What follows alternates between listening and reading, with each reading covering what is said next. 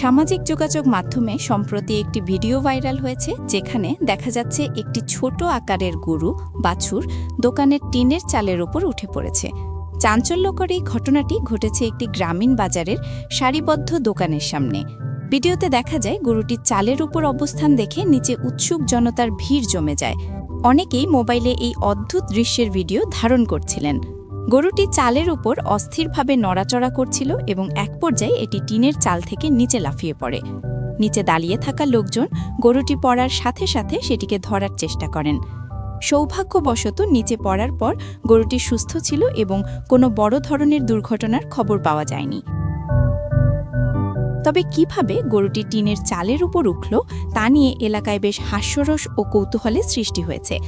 স্থানীয়রা জানান, দোকানের পেছনের উঁচু কোনো স্থান বা স্তূপ ব্যবহার করে গরুটি সম্ভবত চালে উঠে পড়েছিল।